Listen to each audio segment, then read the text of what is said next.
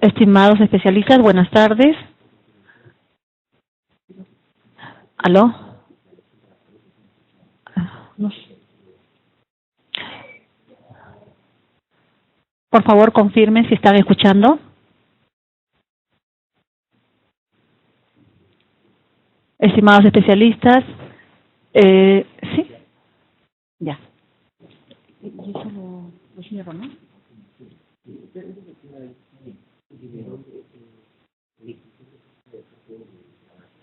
Ah, ya. Lo cierro, eso como... Está abierto, ¿ya?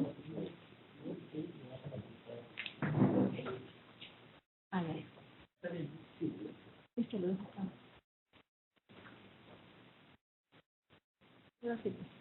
Ya. Muy buenas tardes, estimados especialistas. El día de hoy vamos a desarrollar la sesión taller número 9, donde trabajamos la situación de contexto, buscando argumentos para tomar una buena decisión. Dentro de los contenidos temáticos tenemos lo que es las medidas de tendencia central, tablas y gráficos estadísticos para datos no agrupados y agrupados.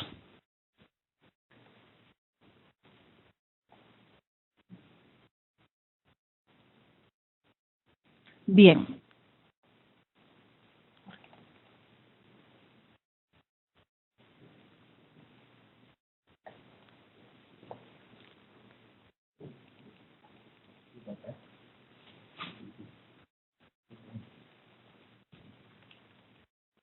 Nada.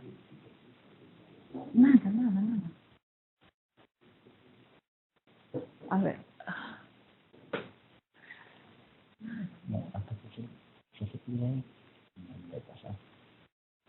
Nada. Uy. Llámalo. Por favor, nada. ¿Ves? No avanzas, no. Sí. Bueno, en un momento estamos empezando, por favor. A ver. Nada.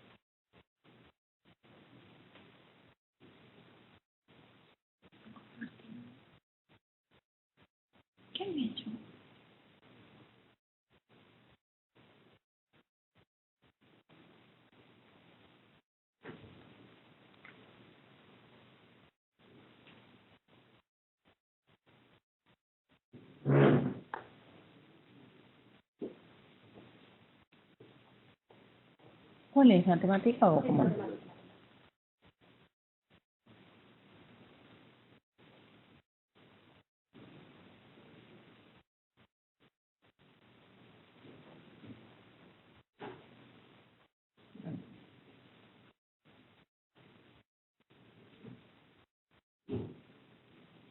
¿Ahí?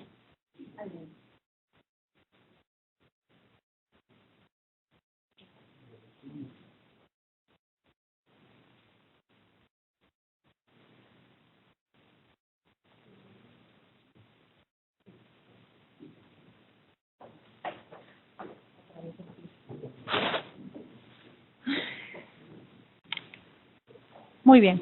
Vamos entonces ahora sí a empezar con la sesión taller número 9 y pasamos a la competencia.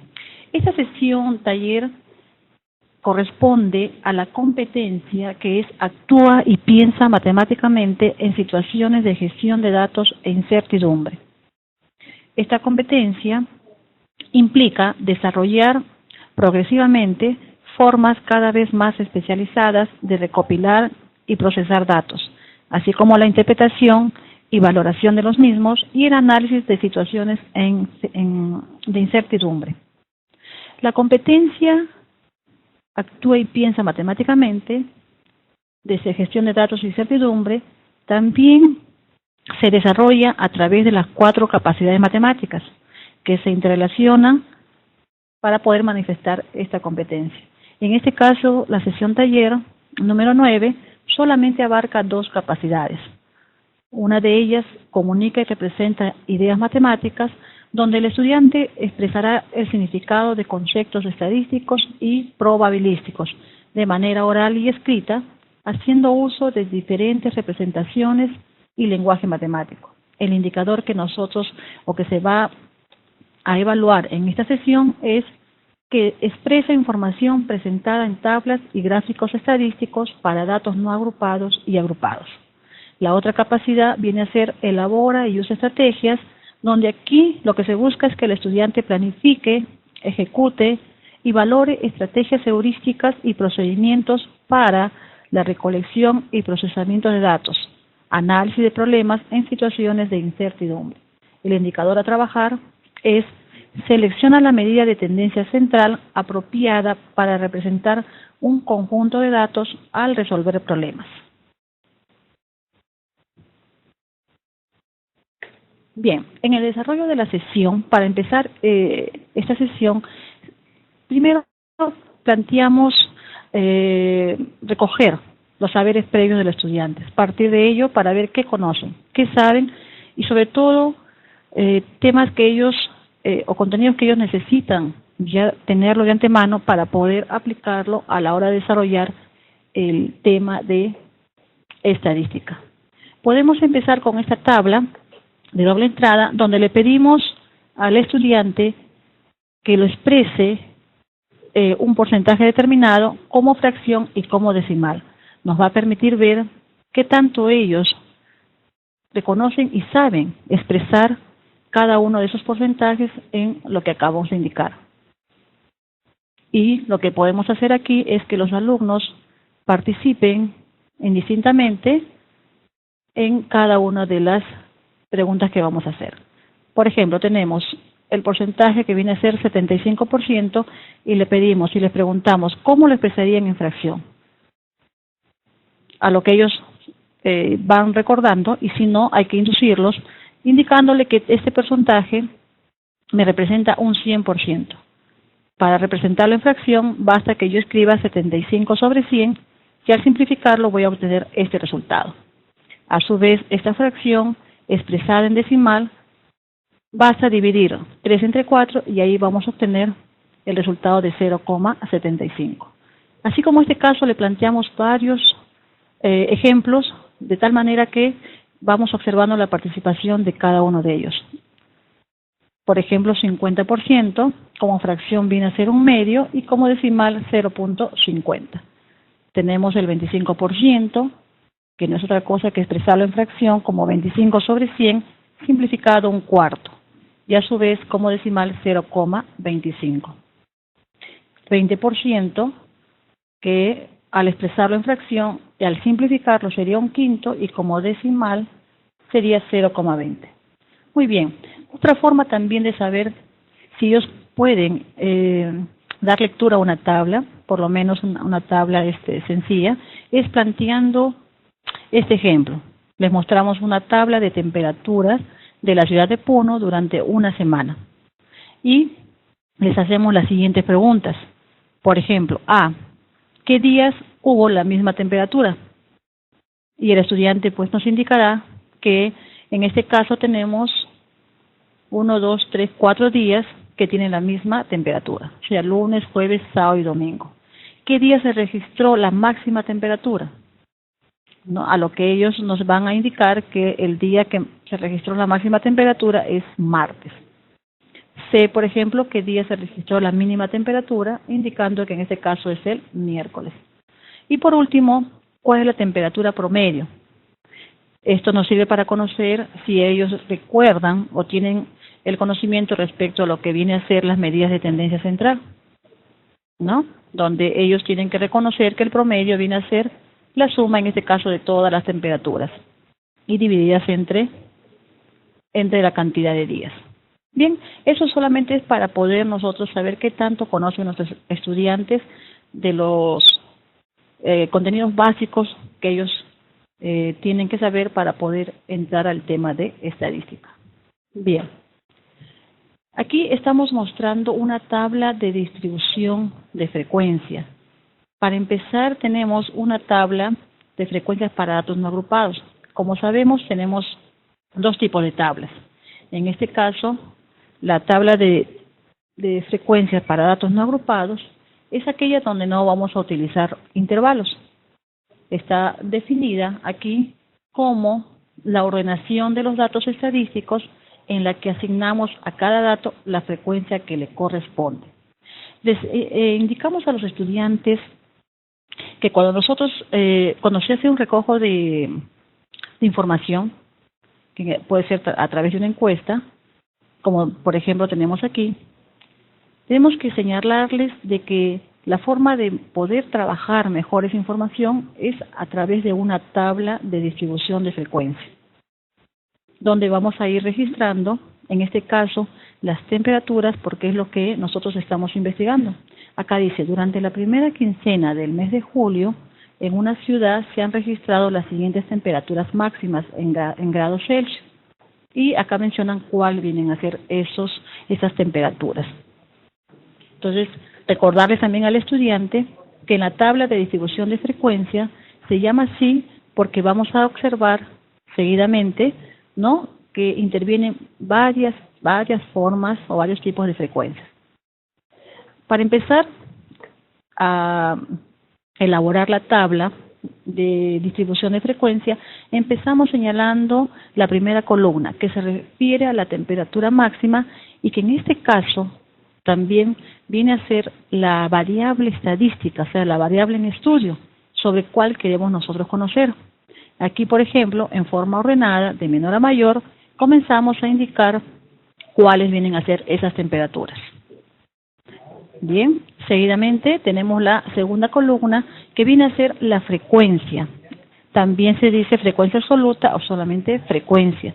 Recordemos que la frecuencia viene a ser el número de veces que se repite un dato. Esta frecuencia absoluta se simboliza con FI minúscula. Siempre hacerles mención a los estudiantes también que la representación simbólica es importante para que ellos también se vayan familiarizando con esta forma.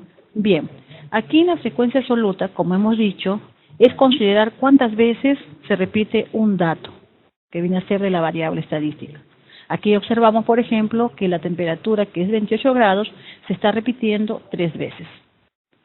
Darles a ellos que vayan indicando, vayan tachando también cuando tienen ellos información, así como en este caso de grados, es conveniente que cada vez que ellos van registrando, vayan marcando, para que no se confundan también a la hora del conteo de los datos. Después tenemos aquí 29 grados, que en este caso solamente se están repitiendo 2. 30 grados, que se repiten 3. Ahí está, 31 grados, que se está repitiendo 6 veces, y 32 grados, que solamente se repite 1. Siempre indicarle a los estudiantes que en una frecuencia absoluta, el número total, que en este caso es 15, representa el número total de mi muestra, que en otras palabras también sería el número total de personas encuestadas, ¿correcto? En este caso estamos hablando de temperaturas, entonces nuestra muestra viene a ser 15. Bien, en una tabla de distribución de frecuencia, aparte de la variable estadística, aparte de la frecuencia absoluta, tenemos también la frecuencia absoluta acumulada, que para diferenciarla de la anterior, tenemos que representarla con una F mayúscula, FI mayúscula, para indicar que ésta se va acumulando. En esta frecuencia acumulada, la primera de ellas viene a ser la misma frecuencia absoluta. Y la siguiente, frecuencia acumulada, viene a ser la suma de la anterior con la segunda frecuencia absoluta, que continúa. En este caso, 3 más 2, que sería 5. Y así sucesivamente se considera la frecuencia acumulada última más la frecuencia absoluta que continúa, que sería 8. Y acá igual tenemos la frecuencia acumulada, que es 8, con la suma de la frecuencia absoluta posterior, que sería 14. Finalmente tenemos que la frecuencia absoluta acumulada debe coincidir con el total de la muestra, que en este caso viene a ser 15.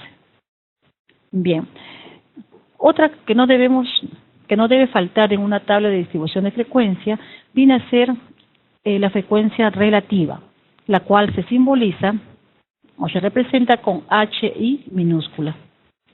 De tal manera que aquí se obtiene, ¿no?, o dividiendo cada una de las frecuencias absolutas entre el total de datos, entre el total de la muestra. Es decir, 3 entre 15, 2 entre 15, 3 entre 15, 6 entre 15 y 1 entre 15. Ahí vemos, por ejemplo, los resultados que vamos obteniendo. Ahora, en la frecuencia relativa, mi resultado va a ser siempre un decimal, que para poder expresarlo como un HI porcentual, o sea, la frecuencia relativa porcentual, basta que multipliquemos el HI por 100%. También podemos decir al estudiante que 0,20 al multiplicarlo por 100, como esto es un decimal, y 100 es la unidad seguida de ceros, basta que corramos 2 espacios hacia la derecha y obtenemos entonces el 20%. ¿Correcto? Acá tenemos, por ejemplo, que 2 entre 15 es 0,13 igual. Al multiplicar por 100, corremos 2 espacios a la derecha y sería 13%. Después tenemos el siguiente, hasta que finalmente vamos a decir al estudiante que cada vez que ellos van desarrollando esta tabla, para lo cual también tenemos que haberle solicitado con anticipación la calculadora, no necesariamente tiene que ser la científica, ellos van a ir utilizando la calculadora para poder hacer los cálculos respectivos. Y pedirles, por ejemplo, que sumen toda esta frecuencia relativa, para que finalmente ellos vean que al sumar siempre le debe dar 1 o 1,0. Lo mismo que en la frecuencia relativa porcentual, que la suma de todos estos porcentajes tiene que ser 100%. En el caso no sea 100%, sea mucho menor que ello, significa que por ahí hay un error. Y tienen que ellos revisarlo para ver dónde está. Otra cosita, en la frecuencia absoluta acumulada no se suma. Por eso es que la última frecuencia absoluta acumulada coincide con el total de la muestra, que en este caso es 15. Esto viene a ser una tabla de distribución de frecuencia para datos no agrupados. ¿Qué significa para datos no agrupados? Es aquella donde no vamos a considerar intervalos, porque la cantidad de los valores no son tantos que no es necesario utilizar intervalos, que vamos a ver más adelante. Bien, seguimos entonces. Vamos a ver ahora una tabla de frecuencia para datos agrupados. En este caso, sí, como observamos, los datos de la variable, que en este caso viene a ser las tallas de zapato, tiene muchos valores. A ver, vamos a ver, dice, una empresa de calzado anotó las tallas de zapatos de 30 de sus clientes, como pueden ustedes ver aquí. Entonces, cuando nosotros tenemos una variable donde tiene muchos valores, necesariamente lo más conveniente para trabajarlo es a través de intervalos. Pero para poder determinar cuáles son los intervalos, también tenemos que seguir unos pasos, solamente para saber cuál van a ser. En este caso, el primer paso que se tiene que hacer es determinar el número de intervalos, que lo simbolizamos con la letra K, y se determina de la siguiente manera. Se tiene que hallar o extraer la raíz cuadrada a la cantidad total de los datos, que en este caso vienen a ser 30, obteniendo como resultado 5,48, que lo tenemos que redondear, o sea, o aproximar para poder trabajar con valor exacto. Porque recuerden que el número de intervalos significa cuántos intervalos van a haber, no pueden ser en decimal. Bien, después de ello tenemos que hallar el rango o recorrido. Este rango recorrido, que se simboliza con la letra R, se determina considerando el dato mayor de todos los valores, de la variable, y el dato menor de este conjunto de datos. De tal manera que para nuestro caso, el dato mayor viene a ser 43 y el dato menor viene a ser 20. Al efectuar la sustracción estamos obteniendo 23. Entonces ya tenemos el número de intervalos, tenemos nuestro rango, que es el que vamos a distribuir, y tenemos ahora, tenemos que hallar la amplitud del intervalo. La amplitud del intervalo me va a permitir saber de cuánto en cuánto va a aumentar cada uno de esos intervalos. En este caso lo simbolizamos con la letra A. Para nuestro caso tendría que ser R, que es el rango, que es 23, K, que viene a ser el número de intervalos, en este caso 5, y estaría expresado de esta manera. 23 entre 5, 4,6 igual a aproximadamente a 5. Muy bien, vamos entonces ahora sí a elaborar nuestro primer intervalo. Recordemos que un intervalo tiene, son varios tipos de intervalo, pero básicamente aquí vamos a trabajar o vamos a ver un intervalo abierto, cerrado, o los semiabiertos, ¿no?, por la derecha, o semiabiertos por la izquierda. En este caso vamos a trabajar los tres primeros. Bien. Vamos a formar entonces el primer intervalo. Cuando hablamos de un intervalo tenemos que mencionar el límite inferior y el límite superior. El inferior es donde inicia y el superior donde termina. En este caso tenemos que el límite inferior vendría a ser el menor valor del conjunto de datos que estamos trabajando. En este caso es 20. El límite superior sería ese primer dato sumado 6. ¿Por qué 6? 5.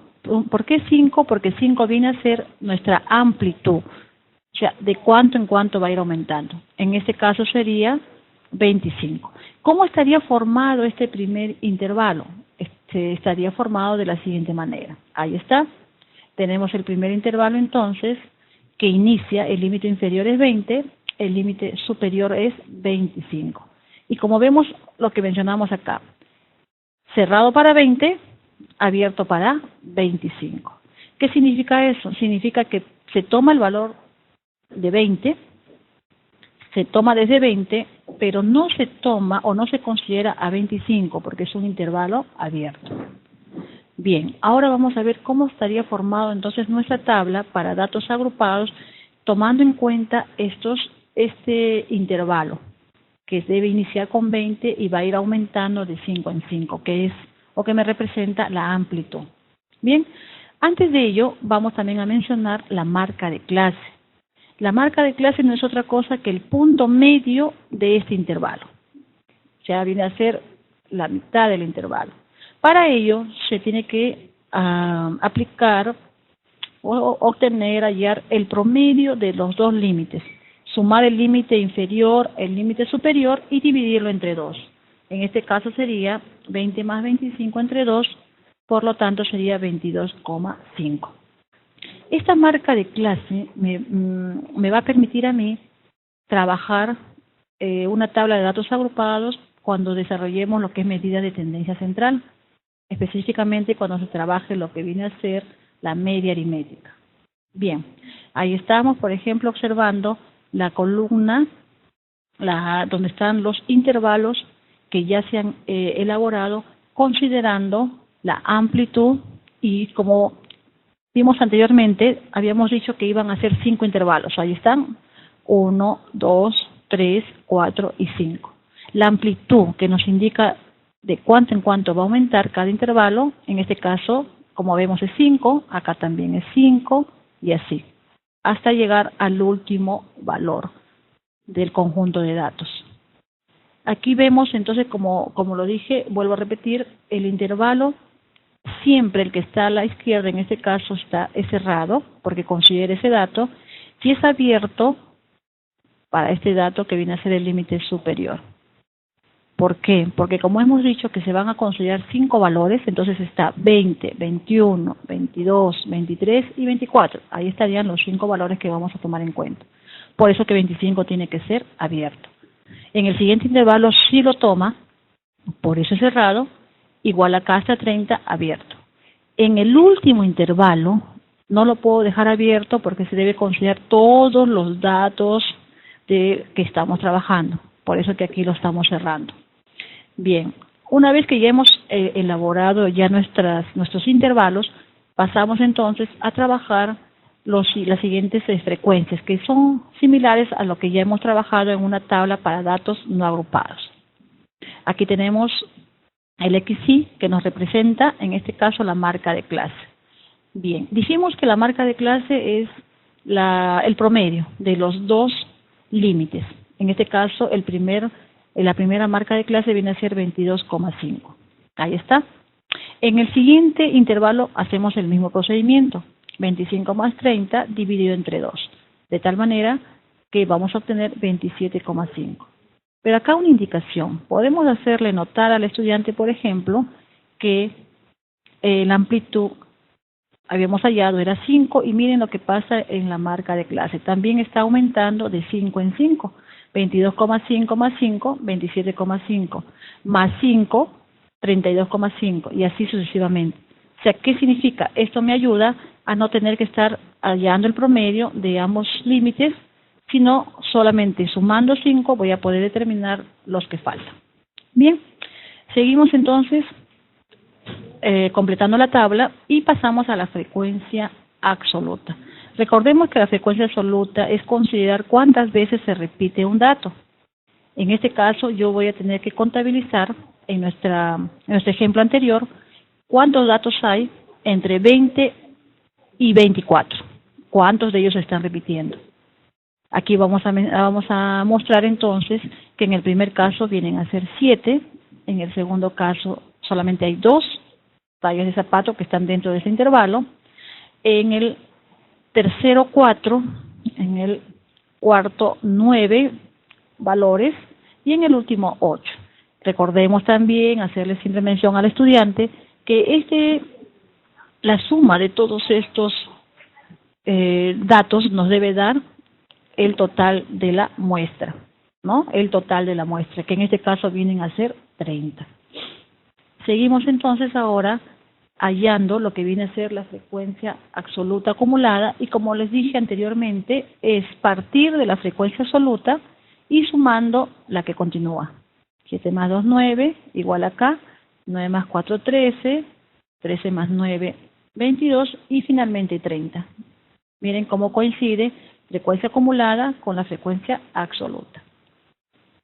En la siguiente columna es considerar la frecuencia relativa, que ya sabemos que se obtiene entre el cociente de la frecuencia absoluta y el total de datos. Entonces, esto nos permite que el estudiante vaya también reforzando lo que ya ha trabajado en una tabla para datos no agrupados, ¿no? Similar a una tabla para datos agrupados. Haciéndole ver aquí que la diferencia está porque la cantidad de valores que se está trabajando es mayor, tenemos que trabajarlo a través de intervalos. Ya está.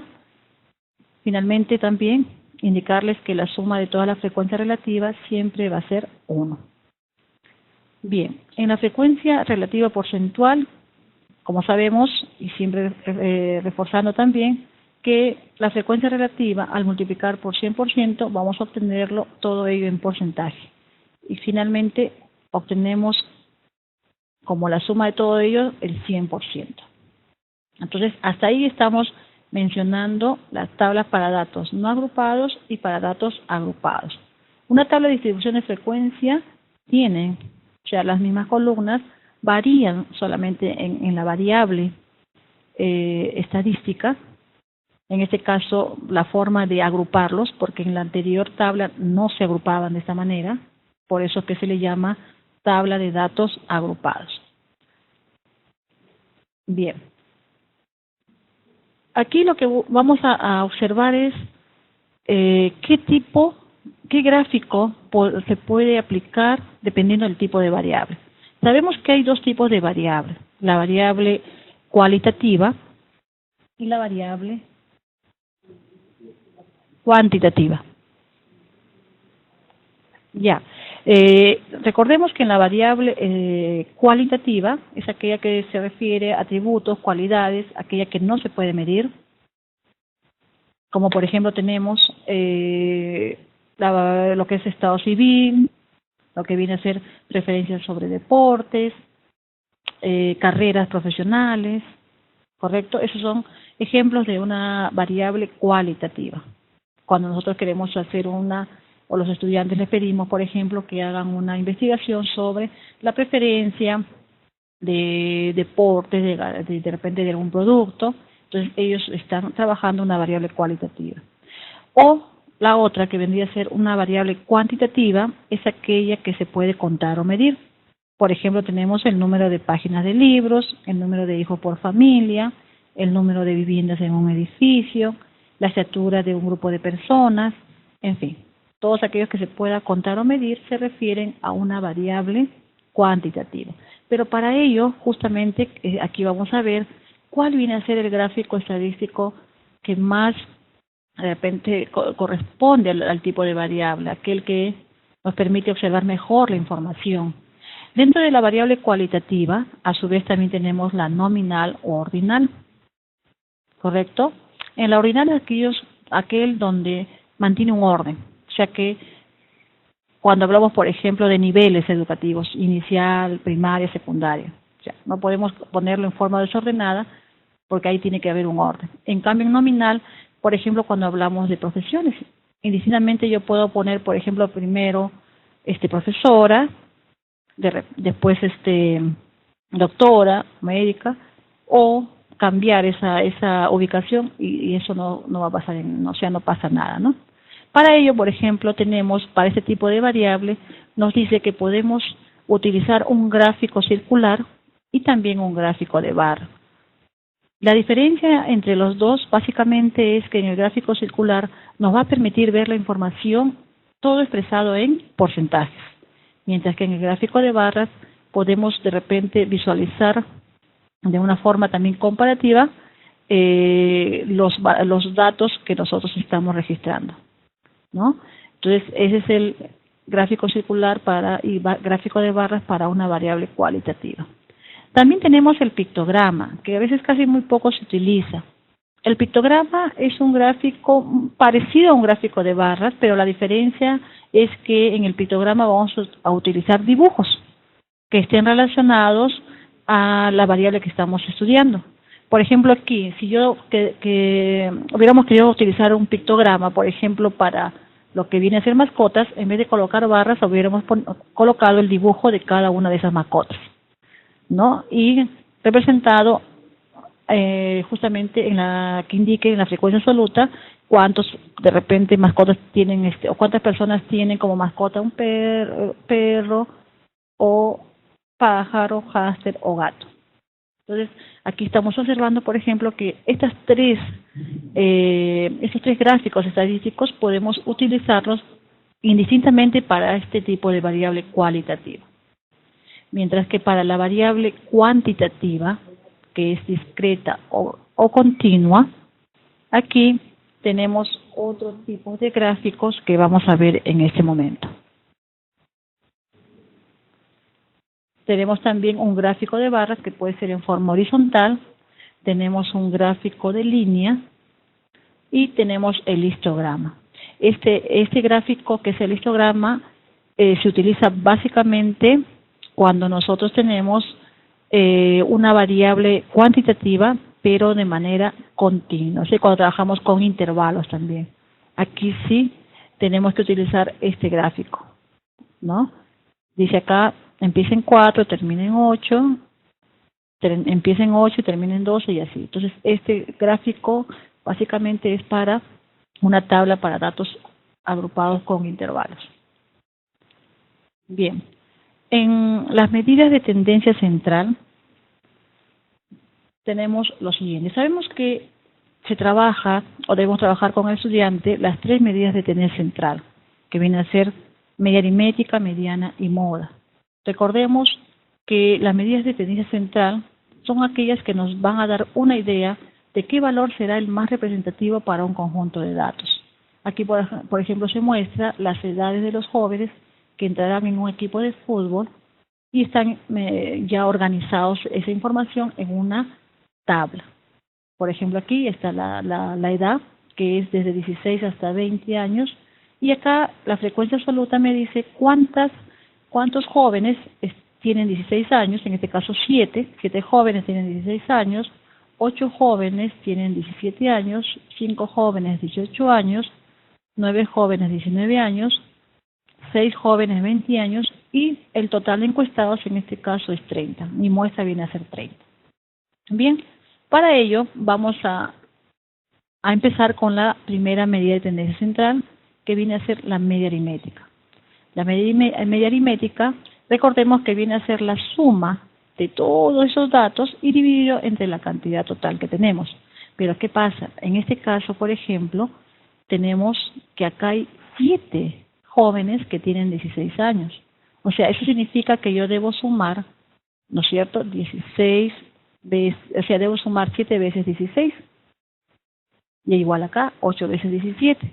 Entonces, la forma más práctica de poder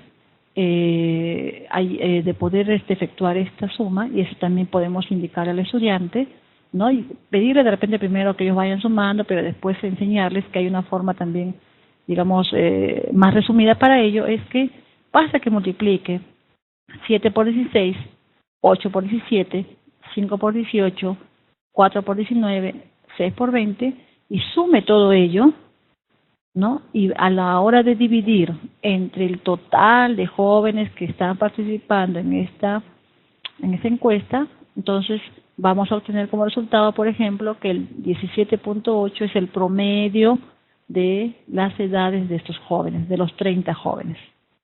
Porque si no aplicaríamos ello, tendríamos que estar pues sumando 16 7 veces, y así sucesivamente.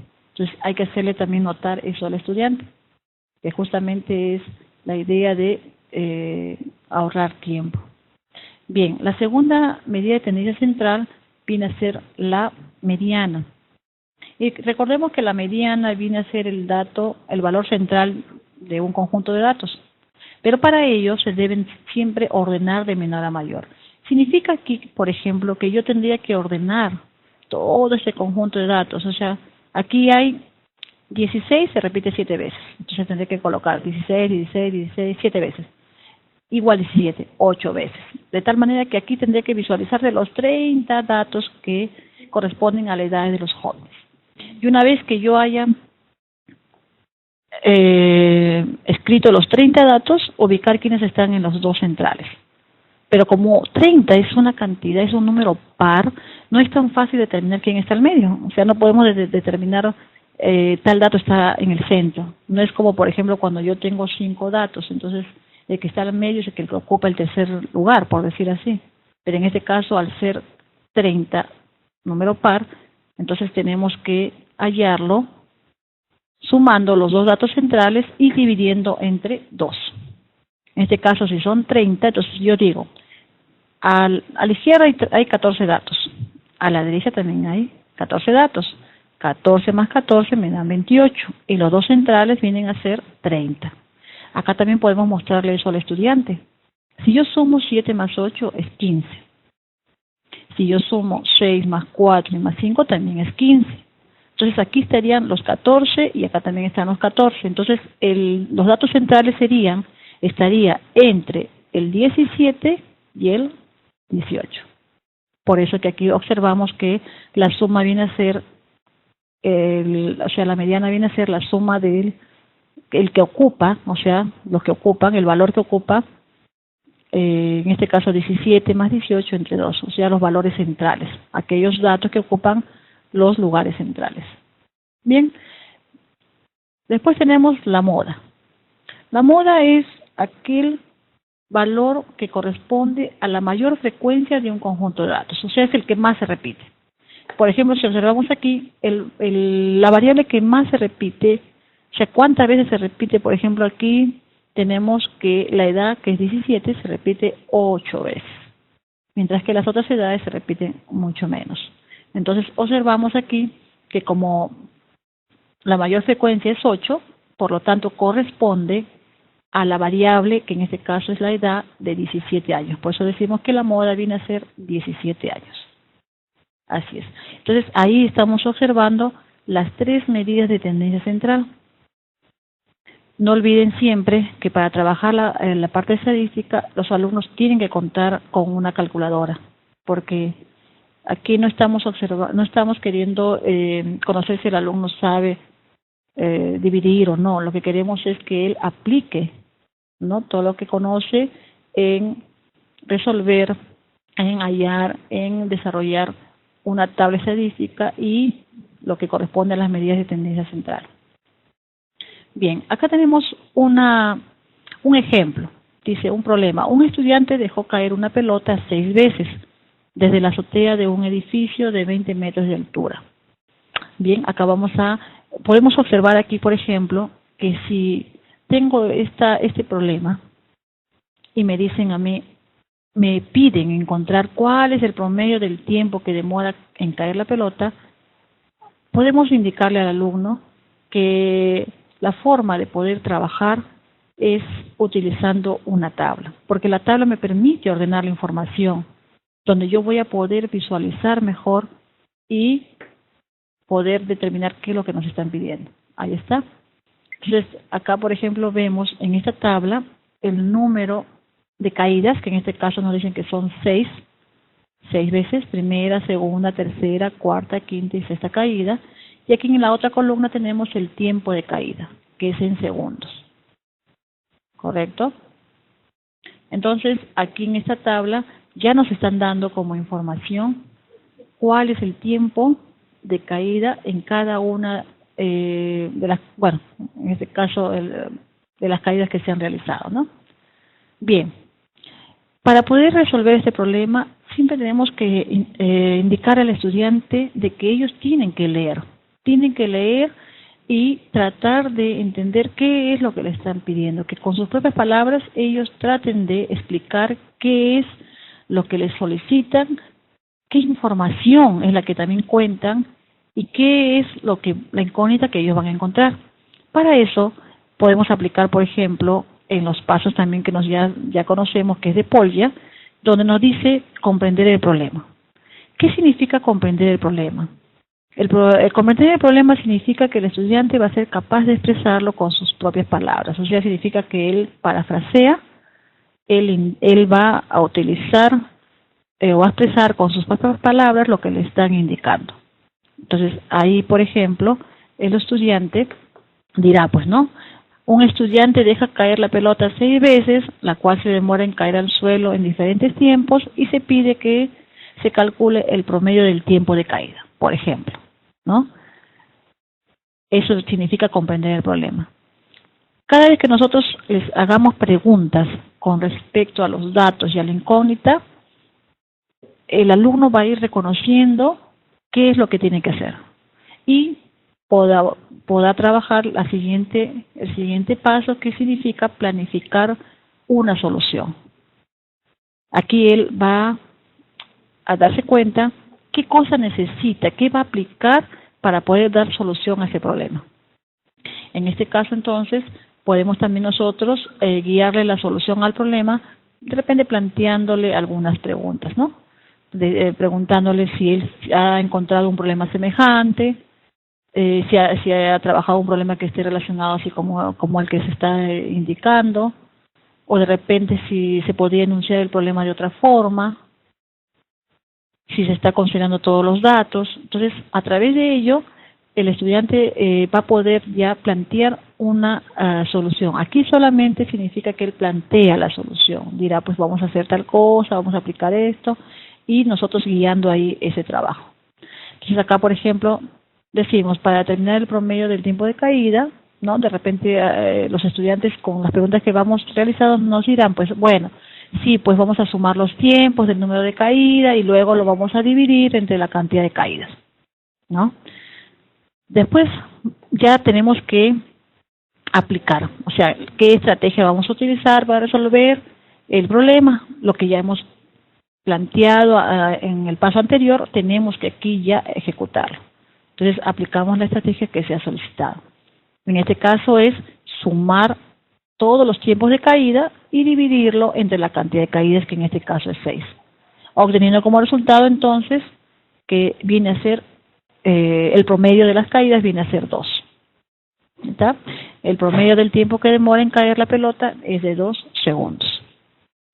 Bien, ahora, ¿cómo comprobar que los estudiantes han comprendido lo que se ha hecho? Es de repente preguntar a los estudiantes si las respuestas que ellos han dado o que algunos han dado son correctas, o de repente también preguntarles que si el algoritmo que están aplicando ha sido el adecuado, ¿correcto? O si tienen de repente otra forma que ellos planteen para poder desarrollar o resolver. Bien, aquí mostramos lo que ya también ustedes conocen, ¿no? O sea, los materiales que nunca nos deben faltar, como se dice, porque aquí ya nos permite poder trabajarlo con varios estudiantes, en varias aulas, el de tener listo nuestro material para que los alumnos, a la hora que ellos participen, sea mucho más rápido el trabajo. Por ejemplo, aquí tenemos la tabla con la cual la podemos ya tener forrada con cinta de embalaje, y de tal manera que lo aplicamos en las aulas que nos corresponden. Igual acá también tener listo, nos ayuda mucho el tener ya elaborada una tabla, porque el estudiante es más fácil, mientras van trabajando ellos en grupo o individualmente, entonces otros van participando y van ya saliendo a la pizarra y van llenando también la tabla. Entonces ahí tenemos esta otra tabla también, por ejemplo, si no tenemos forrado con cinta de embalaje, lo que podemos hacer es hacer los cartelitos, ¿correcto? Hacer los cartelitos y pedir a los estudiantes que vayan completando cada una de las columnas y preguntarles, ¿no? Una vez que ellos salen a la pizarra, van colocando los cartelitos y después vamos preguntando de repente a otros que no han salido y les vamos diciendo, ¿y es correcto lo que tu compañero ha colocado? ¿Está bien o tú crees que la respuesta debe ser otra? ¿O cómo crees que se pueda comprobar? O también aprovechamos a preguntarles cómo hallaste, ¿no? ¿Cómo llegaste a esa respuesta? Entonces, eso nos permite el de poder verificar también sus saberes previos. Pero para ello nos ayuda mucho el contar con material ya elaborado, porque en el momento el tiempo es corto y a veces no podemos terminar todo lo que se ha programado. Y así, como ustedes ven, tenemos entonces las tarjetitas que se van a utilizar para esta actividad. Muy bien, gracias. Eso es todo por el día de hoy. Cualquier consulta la hacen llegar a través del chat, o también vamos a enviarles las PPTs a sus correos, y también nos han dicho, bueno, ya va a ser colgado también en la plataforma. Muy bien, nuevamente gracias. Hasta la próxima.